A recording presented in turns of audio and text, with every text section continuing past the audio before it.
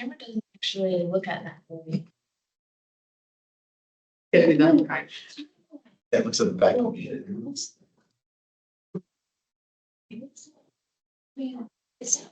Rude. Oh, I didn't have to take a second. I'm just gonna try this.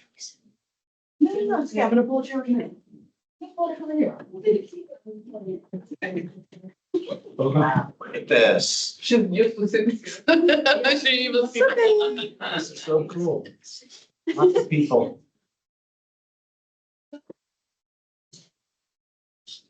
They're all AI bots, so. Yeah, that's huge. Wait, is this a virtual? Neither, yeah. I should have done some. All right, hello, everyone. We are just about ready to get started on our journal club today, which is going to be on the topic of artificial intelligence in the embryology lab. Very exciting. Just a couple of tips for the attendees joining us virtually. If you, we welcome discussion from the virtual attendees, so please feel free to ask questions, interject, jump in, come off camera, turn on your mic, raise your hand, put it in the chat. However you want to communicate with us, we would love to hear from you as we go on through this presentation. Please know that you will all receive a copy of this recording when it's done. And I am now going to turn it over to Dr. Anderson to kick things off. Thank you, Lygia. Today's paper, we're talking about AI in the embryology lab. I thought it was a pretty good review. And I mean, it even talked about, using it for selecting the time of triggering for retrieval and getting your maturation, the best maturation. And the idea is that AI is in our world, and we're actually talk about AI, and I like the idea of using AI to assist and make us more efficient in what we're doing versus replacing some of the things we do, and that's kind of where I wanted to see what we did. So I challenged the students here from the academy to read the paper and make an assessment of it, and write their notes down, and then go to ChatGPT and see what ChatGPT said about the paper. So let's just kind of open it up to discussion and see what other people thought about that, and what and welcome from the audience. I'm really glad everybody's here. As Lygia was saying, feel free to put comments in, questions, if you want to raise your hand and come on the mic and ask questions too. But I'm going to open up to the people in the room first, and then we'll check with the audience. So, so what did you guys think? Anybody have any summaries from the paper? Their personal thoughts before they check ChatGPT? Thought it was a lot of background context, a lot of terminology, 2 pages of that glossary, which I a little excessive. No, that word, right? Even Yeah. it was kind of neat. So I'm not an AI expert. I thought it was really good to put some terms that you just talk about large learning and small, learning sets, but there's a lot of terminology in there. For sure, for sure. And also how when I was reading it, I saw that it brings up a lot of like limitations and subjectiveness, like, grading embryos, selecting embryos, which I definitely see like throughout experience. Like every lab has their own kind of like grading system and things, and like which embryo they would pick for transfer. And with AI, like I understand that it's like a tool, but I do think that it does need a lot more data for it to be like kind of trustworthy in a way. But I can see in the future it being beneficial to like support us on like picking which embryo, or maybe helping us like remove the subjectiveness. But in a way, they're taking our data, so I don't know how it would work in that aspect. Right. To make it objective. Yeah. And then with ChatGPT, when I put it in, it did break it down a lot more. Like it broke it down into like the different sections. It stated that it understands like the AI's role and the pipeline of the automation, but it's more of a support, not a replacement. That kind of was like, okay, that kind of made me feel a little better. But AI, it did say the AI success depends on the high quality labeled of the data set itself. But yeah. Yeah. Some of them were based on static images and some were based on time lapse pieces, so. Interesting. I have a couple comments about that as we get into it, but anybody else? I kind of like to emphasize something that Danielle just said, like I did think that this was very much about how AI can assist embryologists in making decisions, but not in doing our job, right? Like our job isn't all just making decisions, it's also our hands and understanding what those aspects are that we're making our decisions off of. Like, let's say this egg's just really buttery, like there's no resistance, we'd make a different decision, and AI isn't able to pick up on that input that we have. So I did see this as a lot of ways that AI can assist us in decision making, but it doesn't necessarily feel like it's replacing us. And we can look at it more as like a consultant, like when we're looking at cases that are more complicated, or if a patient's been through multiple times and we just don't know which direction to go, we can consult with something like AI and get its opinion and consult with multiple iterations of that opinion and give it different data sets for each opinion and see what is it gonna base its decisions off of and how does that impact our actions in the lab. And so I did appreciate that it was like a consultant for embryology rather than a replacement for our judgment and our experiences. So you're not threatened by the Not yet. Well, taking over your- when you integrate this into a self-automated system, like once you have something robotic that can actually do the actions that we do, like let's say media prep. There's a robot that can do media prep and you're like prepping for a case tomorrow and it's looking at follicle count. AI can decide, okay, you're gonna need X amount of drops. If this patient has 60 plus follicle, you're gonna need 2 dishes probably, or something like that. So in that case, like if you automate what it does after the decision making, then yeah, it could somewhat replace us, but I don't think it's ever gonna be able to receive the input and make those decisions the way that we do. I really love AI for the clinical setting and I think it's great to not have intertech variation when it comes to follicle measurements. That's obviously the biggest predictor of when we decide to trigger these patients. Yeah. So I feel like if we can free some of our sonographers, nursing staff up to get them to do, I don't know, more of all the great things that they do, and we can have less variation as to when these patients get triggered, I feel like that would stabilize the algorithm per se in the lab. I feel like for as long as you'll have the variation out in the clinic, the eggs will be what the eggs are in the lab. But if we can get control over how these eggs and when they're stemmed and when they're triggered and how much they're getting, I think that that can stabilize and possibly improve outcomes in the lab. I mean, I think back to when you ran the Emulite or any hormone analyzer. Before that, you had to do all those dilutions by hand. And every person possibly that's doing that dilution could have a variation as to what that number is for that specific hormone. And now we just put it on a fancy machine and you just put the reagent packs on there and you run it and it's on a machine. So I think of like follicle scanning and when we're deciding to trigger these patients could be in a sense used the same way. I feel like if we have, that 3D probe that decides when this patient's ready and we do that for all of our patients, like what outcomes can we see from that? Sure. Variability is the enemy of quality, right? So if the AI is telling you and it did talk about sensitivity and the accuracy in what it was doing, that it was more reliable than, well, especially in embryo assessments. I don't recall it saying in the follicle measurements, if they compared it to what the clinician was deciding. They did do that in embryologists, I believe, which they showed some disparities. I jokingly say, back in my purest days of embryology, we looked at them at, zygotes, and we used to do, they mentioned,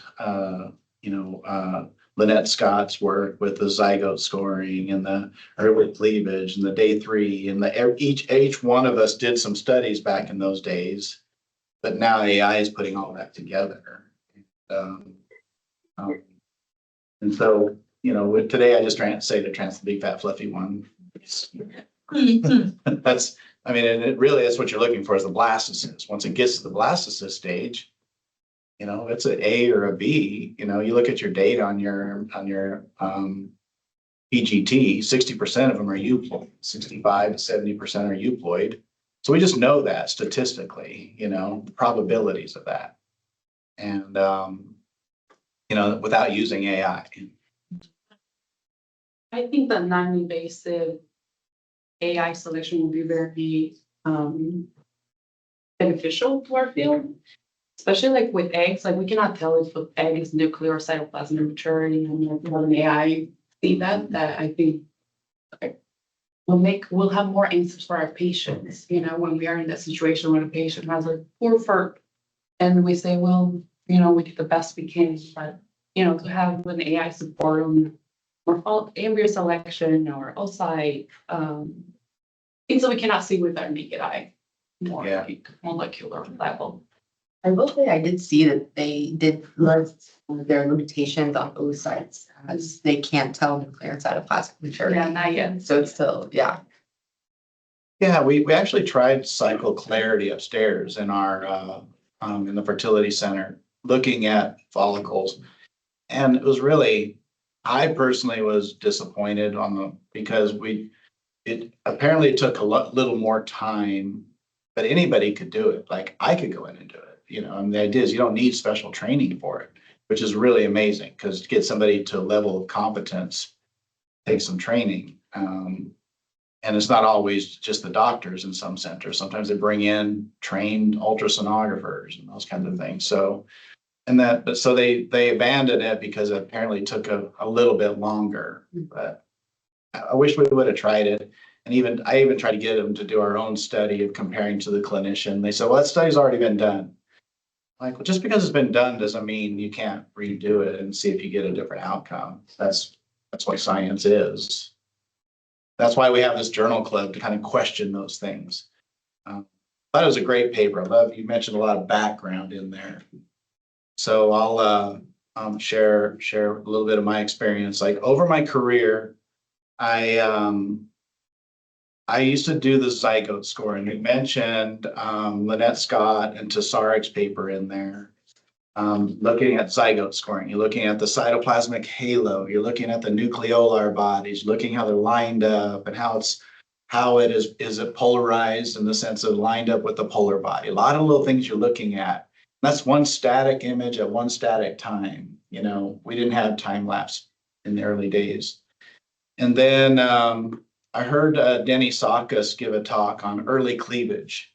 So if you look at embryos in the afternoon and about 24 hours after the time you did ICSI, they should be early cleaved. That's those, and he basically said that's the highest implantation. This is back when we were still doing day 3 embryo transfers.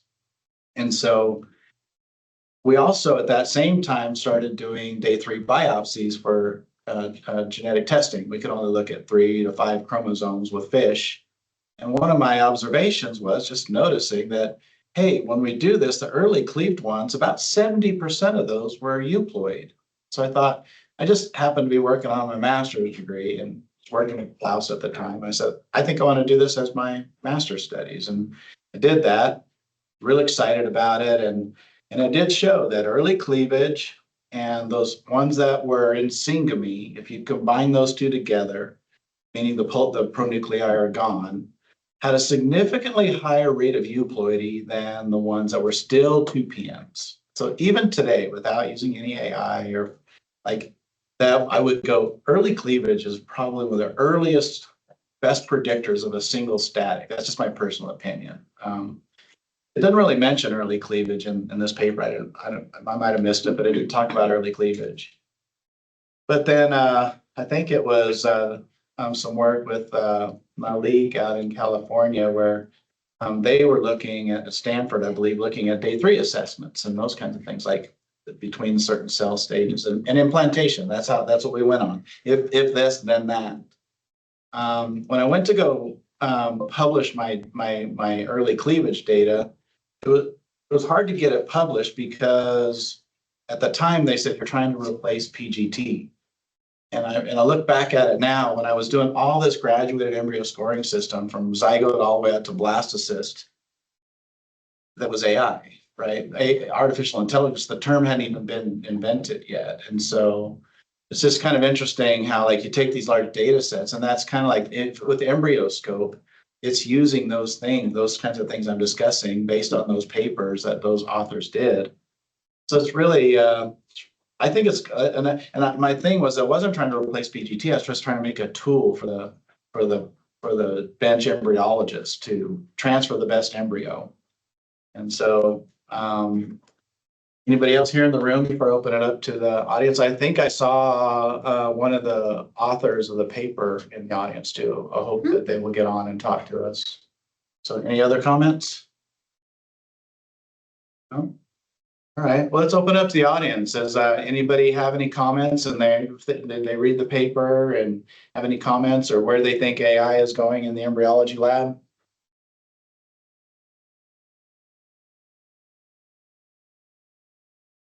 I had a statement or something I was just thinking about. I wonder if, like, so they have all these validation systems that the AI is going through. So it's predicting these things based on pattern recognition and that kind of thing. I wonder if if there's like a system set up that it could read back to you what exactly it's looking at, what patterns it's noticing to make those predictions. You know what I mean? What is the AI seeing? Like, is it able to spit that information back out to the embryologist to say, hey, like next time you're doing ICSI or something, like look for this in the oocyte, and that'll kind of give you an idea of what stage it's going to read, rather than it just making the prediction and kind of holding that information, if that makes sense. Yes. Yeah. That's why they call it the black box of data, because we don't know where the Yeah. information's coming. That's kind of where the consultant aspect comes in. Like if we can integrate tools for it to help us rather than replace us, right? Like give us these inputs. So the output of AI being what are risk factors, what are steps for improving the outcomes, but the AI isn't what's going to be acting on it. It's giving us that consulting point of view that maybe it would just take us way too long to sit there and look through all this data and comb through and make all these predictions. And so it could save time making judgments. Yeah, and I think sometimes you have to also set expectations in the sense of how AI, let's just take upstairs where they tried the cycle clarity. Perhaps maybe it took a little bit more at that time, but it took less later, in the sense of you might be spending more time later on than you were actually using AI. Yeah. So you have to kind of look at, set realistic expectations on how much time it's saving, because that's the idea. Yeah. You think about, we're really only treating 10% of the people who need fertility treatment. And so we need to find ways to make that more affordable. I think AI will be one of those ways to able for us to do more to treat the other 90% that need us to do that. I'm saying that setting realistic expectations also in the idea, like when we take PGT, for example, we know if it's euploid, they tells us it's normal or abnormal. And when we first started doing that, we would transfer the normal ones and not the abnormal ones. And then they said, let's report mosaicism. Okay, well, what do we do with that? And then next thing you know, people are making pregnancies with mosaic embryos. So we transfer them, you're not transferring them. Like everybody in the audience probably has a different policy for that. The stout people transferring abnormal embryos that are making pregnancy. So setting realistic expectations, like each one of those levels are lower pregnancy rates, but it's never going to be 100% using AI. It's never going to be 100%. There's a lot of gray in that area. So realize that those are the expectations, and utilize it at that level. Now it's segment. Oh yeah, and segmentals now are being reported in some centers, some companies. What do we do with those? And so I think it's a continually evolving space, and that's where I salute the authors of this paper of putting this together. Like I said, a lot of background.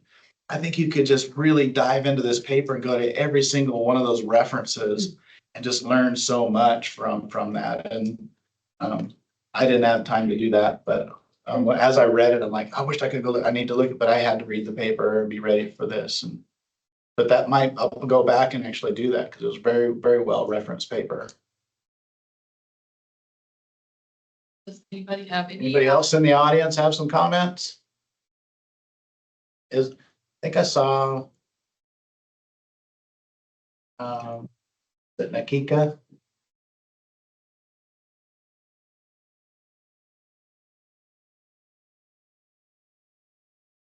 Yes, hi, it's me. Yeah, I'm glad you're here. Thank you for being here. I love your, I mean, obviously you're using this, how are you, what are your comments and maybe I have my students from the IVF Academy here and it would be great to hear like some of your insight. Well, I guess I'm one of them who was on the early days of trying to see how this technology can help us, or would it help us? I usually say I'm one of the biggest proponents, but I'm also the same time the biggest critic. Being in the academia, it's given me that leverage that I'm not bound to any, companies or anything like that. So we are actually evaluating a couple of different embryo evaluation models at this time. We also created some of the, especially PGT, and I will not say PGT-like, but something that could replace the necessity of doing PGTs on almost every embryo or every patient. So we have very much spent the last 5 years working on the AI predicting ploidies. And actually, one of our most recent paper just came out in Nature Communication. So I see the future of IVF lab try to be completely non-invasive. And what technology will get us there, I don't think it's going to be just one technology. It's going to be probably a combination of different technologies. Either it's going to be media, is it going to be metabolomics or AI or something else? But I think people always make mistake thinking that just one technology will give us all the answers we want. I think the key will be how to combine these. And of course, these are different languages and people, they don't speak to each other. Even if you're buying different systems in the lab, they don't speak to each other. So you have to have either, geniuses or some other people who can put all these things together. And I think that's going to be the key because right now, AI there are already companies and models that you can use clinically, not maybe in US, but definitely in the rest of the world because of FDA approval. But they're all focused on one specific point, right? You have AI for follicular measurements. You have AI for oocyte assessments, AI for sperm assessment, AI for embryo assessment. So everything is separate. But patient don't care about that, right? Patient wants to know what are my chances to have a healthy baby in the house within a year, and how many times I have to do it, and how many eggs I need to have, and so on. So I think the key will be the next step will be how to put all these individual AIs together to give us more realistic image what patients can really expect. Because we are fooling them, right? Because we are putting all the patients at the same basket and we are mostly treating them the same way. But we know very well that each patient is individual. We need to go towards personalization and precision medicine. And it's going to be very hard if we are just stimulating everybody the same way. Even in my view, one of the biggest mistakes we do in the lab, we put everybody in the same type of media. All the embryos, if patients is any diagnostics or any age, maternal age, we are all putting them in the same type of media, expecting miracles. I strongly believe that that's not the case. I strongly believe that we really need to create individual type of media. That's going to be my next focus before I retire. But I mean, AI can help us there. AI doesn't need to be just evaluating embryos. The AI is working very hard in, let's say, drug discoveries, target molecules, all other different things that AI can actually help you and get faster. So people might think about AI just, oh, it's going to replace embryologists. No, it's not. But if you don't use it, it's going to replace you. It's just the fact. That's what it is. If you're going to still do the same way we did 30 years ago, probably that's not going to count. You're going to lag behind. Sorry I take so much time, but thank you for pointing me out. Oh, absolutely. Thank you so much for that. I was really hoping you would come on and give us some insight. I don't have really any AI in the lab. I would love to have some AI in our laboratory. Because I just like trying. I've always thought that I was on the, you look at early adopter, like I was early adopter to blastocyst. I was a late adopter to vitrification, but I try to kind of be in that early adopter stage of things and try them out. But in a lot of AI systems, especially in the lab, requires time lapse, and that's a very expensive upfront fee. And as you mentioned, it's not just one AI. There's multiple AIs that, and each one of those have a certain cost. And if you got to decide which one you want to use or all of them, and which can increase the cost of our actual cycle. So if it's already expensive, to make it more expensive. And and that, if you think about over the years, back in the early days when even like when we're doing day 2 and day 3 embryo transfers, IVF was much simpler then. We did conventional INSEM, we didn't do any ICSI, we did open culture. Then we started adding oil, we started adding day 3, we started adding assisted hatching, we started adding ICSI, we started adding, HVAC systems, adding, different cabinetry, different catheters, and like things continued to get better, but we don't really know which ones of those pieces actually made the improvement. And I think AI will be one of those things. It's almost like a shotgun effect. If you throw it all in there to it, and you don't know what's going to stick. So do you try each one separately? Or you just read the papers and trust that the paper is going to work for you the way it worked for them? That's why we do the journal club here. I want people to like read the papers with an eye and then get an idea of discerning, fact from fiction. Not just because it's written in black and white doesn't mean it's always true. And it will change over my career. Things have changed a lot over my career. Something I noticed kind of on that note, I don't know if it's just because I know this paper is just a couple of years old, but I saw there was a phrase in here that says it's common practice to transfer more than one embryo. I feel like that's not the case anymore. Yeah, back in so the day it was, yeah. it was, yeah. So then That my Green Beret embryology days, put them all back and let God sort them out. yeah, so I thought that was interesting that like this is trying to minimize the multi-embryo transfer, but I think we're already minimizing it with more genetic testing information and such. And so I feel like in that sense, we're kind of ahead of that. Yeah, we rarely transfer more than one. We do with protest, Yeah. It's the only thing I noticed in the paper I didn't agree with, which is that we don't do that anymore. That's a great example, though. Back when I wanted to do a single, it was hard to convince patients to do single embryo transfers. Yeah. And it was Marius Mienges, I don't know if I'm saying his name correctly, but he was in Dallas, and he basically made he offered a free FET cycle if they would just do a single embryo transfer the first time. If they didn't get pregnant, the next FET was free.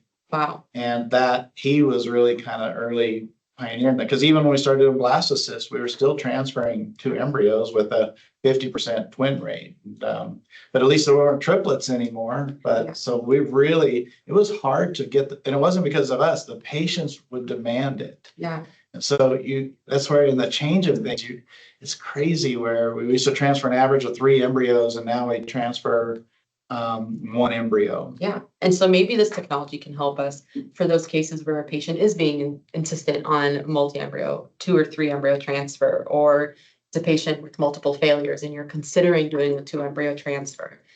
Maybe AI could help us kind of like triage the risks, understand like what are the benefits versus risk. Is it worth trying another cycle with different medications, different approach, or change our approach in the embryology lab, add an embryo. And so I feel like that's something that I thought could help us make that call today, because I feel like a lot of places just say straight up no to a 2 embryo transfer when some patients with certain prognoses could benefit from it. So how do we discern which ones could benefit and which ones are doing it kind of needlessly?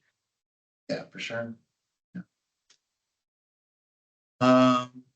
Anybody else from the audience have any comments? Do you want to go into the survey? A couple of questions from the survey. We have a survey here. Do you want me to do the last one about the use of AI? What's that? Do you want me to do questions? Yeah. Coming at you, audience. Hold, please hold. Okay, you should see it now. Please go ahead and submit your answers. Anyone in your lab needs? Excellent.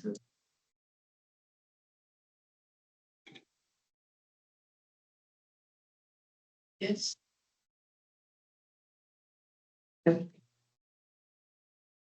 You're doing a silly job.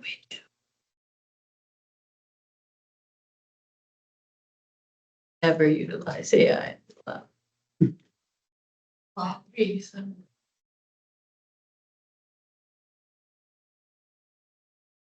But maybe because most of our audience is.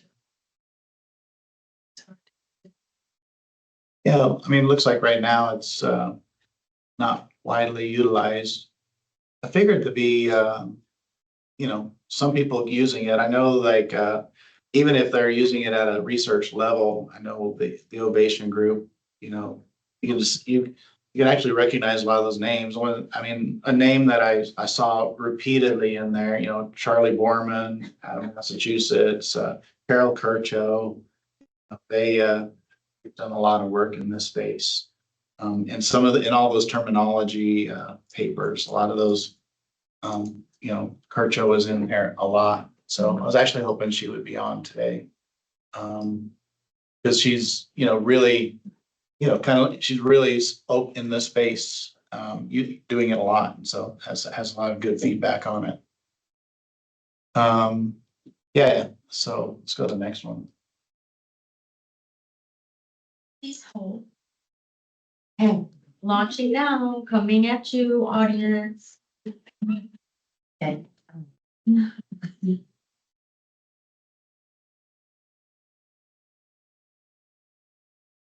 So you can't see the question. The question is current familiarity with AI. What is your current level of familiarity with AI applications in the lab? Varies somewhat, slightly, or not at all. I think I'm gonna save this glossary. Yeah, me It's a too. good one. It was good. It was just, I didn't commit anything to memory off of that, but I would have to definitely go back to it. I think it'd be fun to be in the space where you could develop, be in the development of it. Because, in some of these areas, it's embryologists, for developing these, helping develop these technologies, which is really, really great. So we got 55% with somewhat familiar. I'm personally slightly familiar. I don't consider myself very familiar. When you think about it, AI, I've been thinking about this paper. We've had a couple with the July 4th holiday. We delayed this journal club. And so I'm reading a book. It's like 21 questions to survive the 21st century. And it has a whole section in there on AI.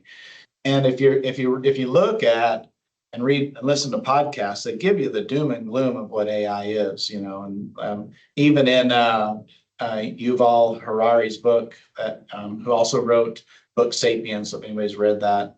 He says basically AI is creating a worthless class of people. Like we have high class, low class, middle class, a worthless class. And it's kind of, it'll kind of freak you out a little bit reading it. And I think the idea is, just, it was interesting to hear that the whole book is amazing. I'm only about halfway through it because his books are very dense, but that chapter was kind of scary a little bit. And so it was interesting because we're talking about AI and using it as a supplement, but not as a replacement for what we do.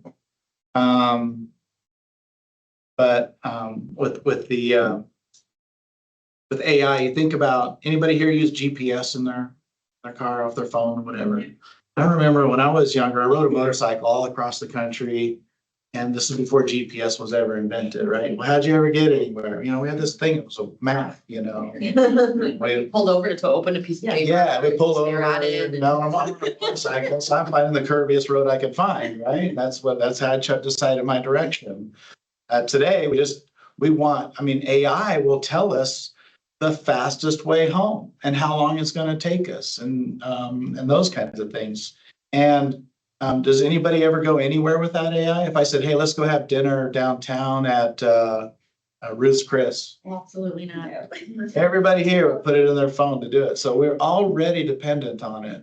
And I think as we become more and more dependent, we kind of lose some of our ability to navigate ourselves, right? So I would challenge everybody here and in the audience, or anybody who ever listens to this in the future, to learn how to do things the manual way, even if it's not as good as AI.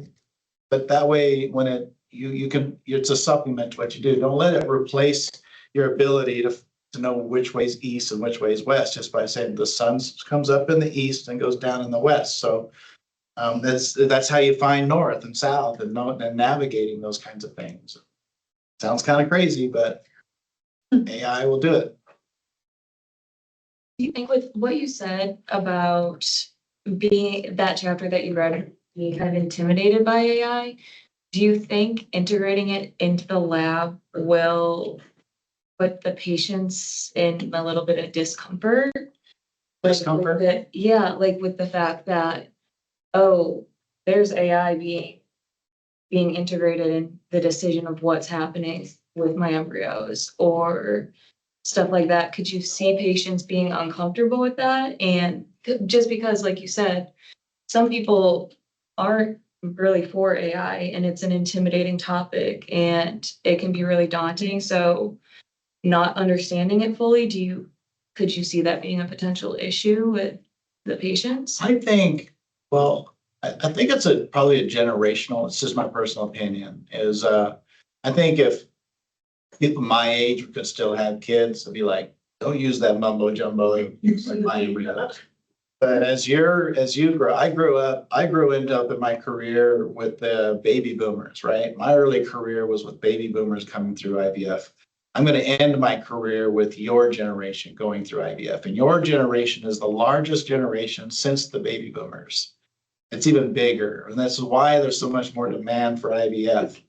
And IVF was really designed around just the tubal factor, right? So we've now implemented ICSI for the male factor, but most people here probably do over 50% ICSI in their lab, most people, maybe even 100% ICSI.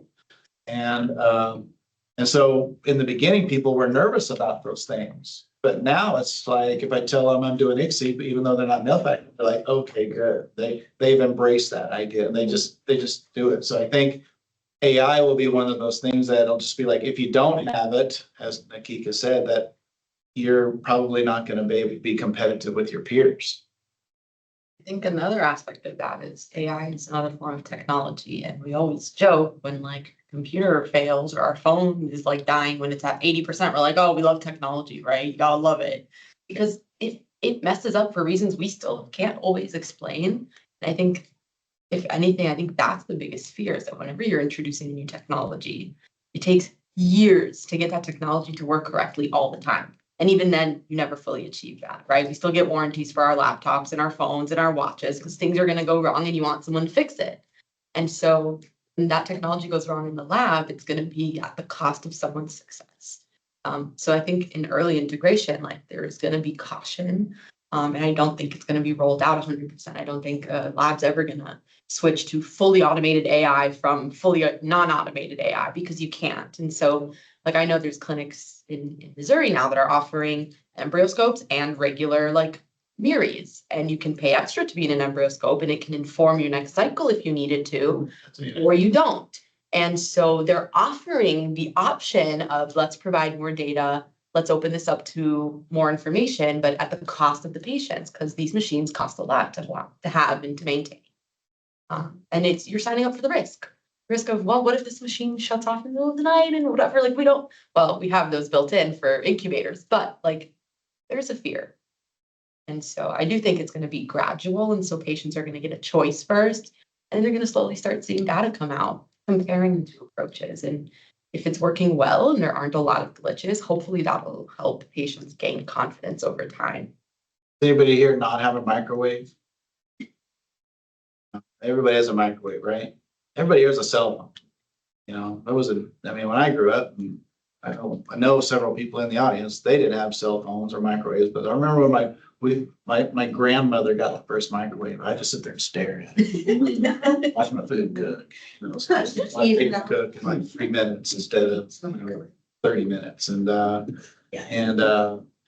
My dad would freak out. Don't look at it. You know, it's going to fry your brain. And you know, they were scared of it, right? Today it's like They still are. $50 at a Walmart or whatever. We were using the same like technology, you know, as the Moore's law gets, twice as good and twice and cheaper every other year. And I think it's even faster now. AI will make that even faster. And we were talking about our phone system for the academy and the cost of it, what it's going to be. And I remember as a kid, I was sharing this with them, like, we couldn't afford to have a phone in our house. The one. I lived out in the country, like 30 miles from town. If I called anywhere, it was long distance. So the way we kept our phone bill down is not to have a phone. Walk a mile to my grandmother's house and use her phone. And so it was just kind of funny to see where technology has gone. And it's an exciting time. Like, it's an exciting time to take this and to if I was an embryologist coming into embryology today, I would be excited about it because you guys are going to get to see this growth and development through your career. Full next time. Yeah, next one. Coming at you, audience, in 5, 4. Oh, there we go. Greatest potential of AI. Which area in the embryology lab do you believe AI has the greatest potential to significantly improve in the near future? Heck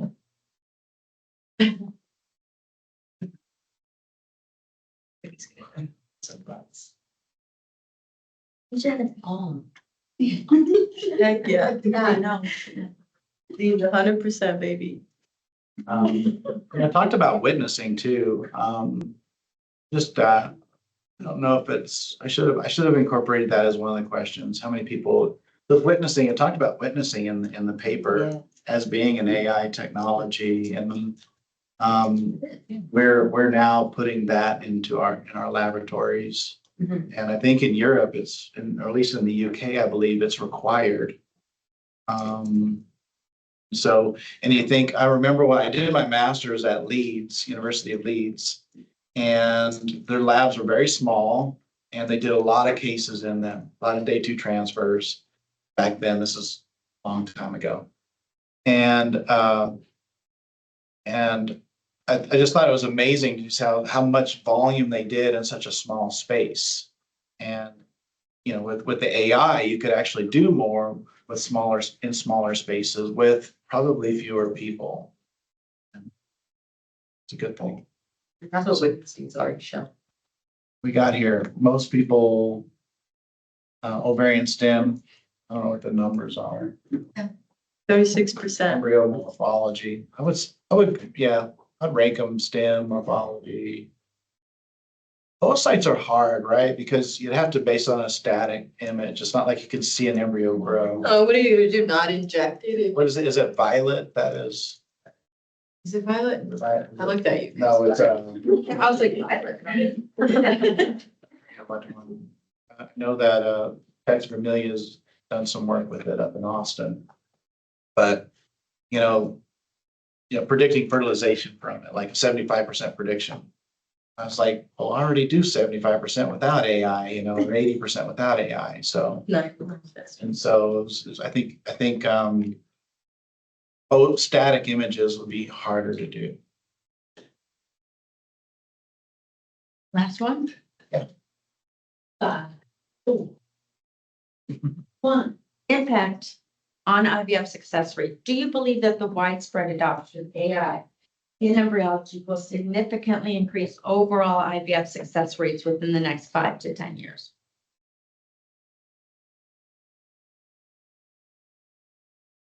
Success rates? As in like births. Overall, I think it'll help. in all workflow. areas.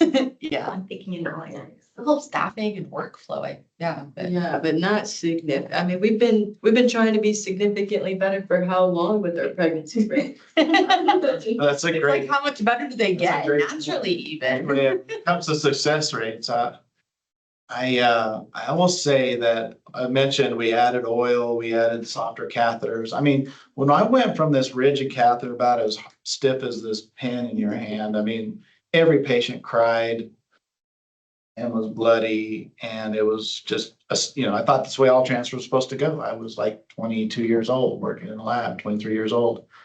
And that's what I thought transfers were supposed to be, and I came from the bovine world where, cows don't cry, so wasn't sure if that was painful for the cow or not. To remember, we switched to the Wallace catheter, and our pregnancy rate doubled almost. We went from 15% to 30% overnight. And I thought, that's pretty good. So oil changed it a lot too, where we could manage our pH a lot. I remember thinking that just using oil like this is horrible. This is crazy. Think about how much more we've added to IVF since then.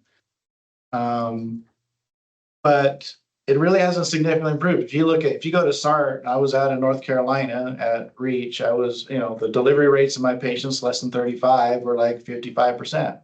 If you look at the last program I worked at, less than 35, the delivery rates are about maybe 58%. It's not a significant increase.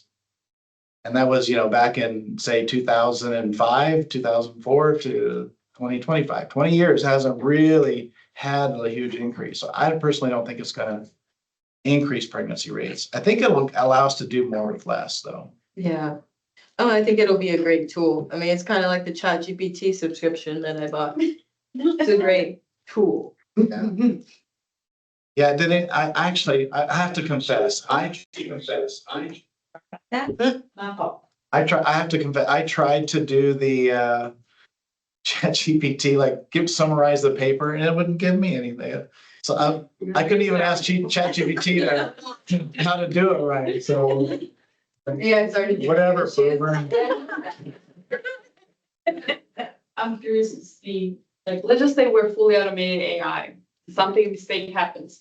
Who can this to the AI? That's a great question. Can you blame AI? Developers of AI. And the answer is yes, you can. Yeah. It was Right. Robot 1. No, it was Robot 2. Let's make robot to them. It reminds me of the conversation we had earlier today about when something happens, when a patient thinks a mistake is made and you have to reassure them and you give them all this information about your protocols and your this and your that, you can reassure them because you trust your staff, you have protocols, follows it. But the machine goes wrong. You can't be like, well, I taught the machine and the machine just did something, It's hard to. That might be why patients might be more inclined to That's the use it. thing, all. I was just gonna say, it goes back to her question, does it make them It's a great point. uncomfortable? But I mean, take it to court. What is court gonna do? Bring in your AI? It'll bring in the developer. The develop.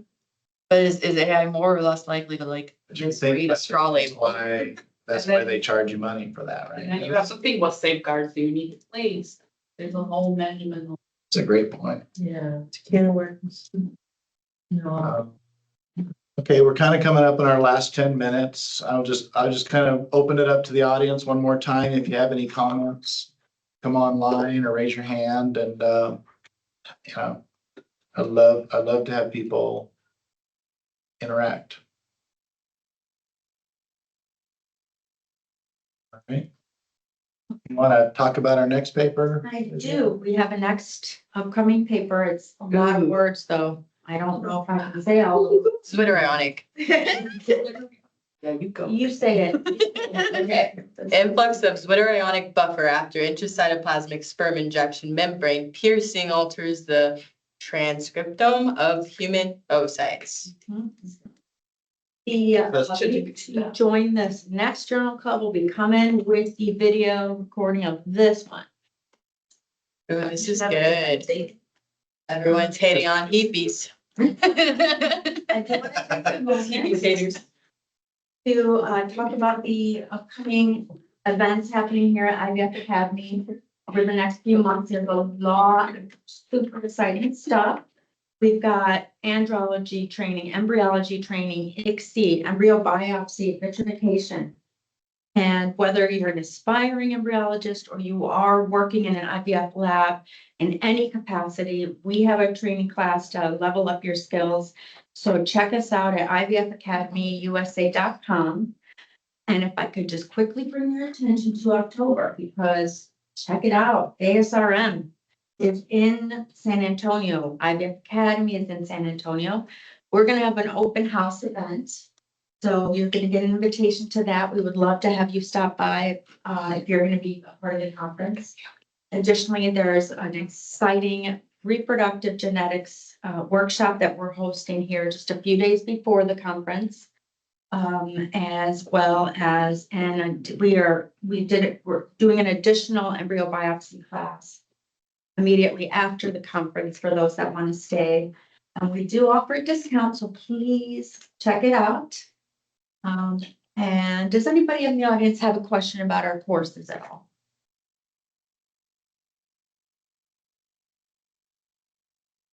Okay, now what I would love to do is show a video. I'm not sure if I have to, what I have to do, if the audio is off, just give me a sec. But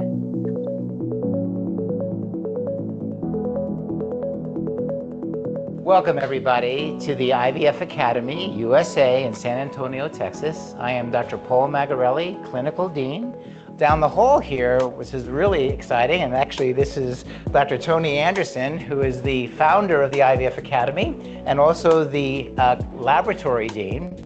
And why don't you tell us a little bit about what you've developed here? Well, we actually started the laboratory training program to build around training embryologists that are already working in labs and to level up their skills. And what we did from that is we opened it up to recruiting people with bio degrees, science degrees, and training them from the ground up and give them the foundation of building their skills up and ultimately getting them jobs in the field and opening up access to care. That's really our goal. This is Danielle, one of our lead trainers, and in each of these stations, most IVF labs might only have one microstation, one microscope, depending on the volume that they have. We built this big enough that we can actually accommodate multiple people, multiple classes. We can get people from all over the country, all over the world, and we can focus on their skills. So we might work on micromanipulation. Today we're working on vitrification over here.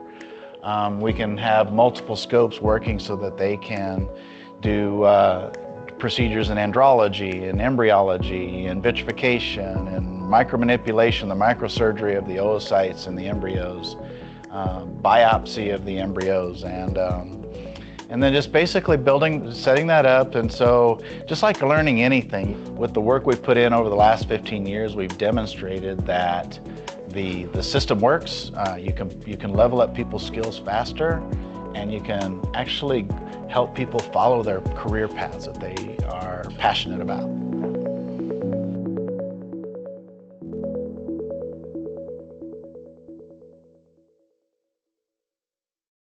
with that, thank you all very much for joining us. Thanks, everybody. We're excited. I see a lot of familiar names out there, so thank you so much for being here.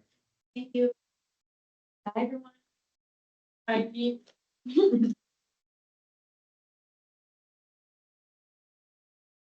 Right. Just some pizza, folks. Sorry I wasn't here before class. Or please. The green light snow. More pizza? They didn't have vegetarian cheese. Sorry. Tamale.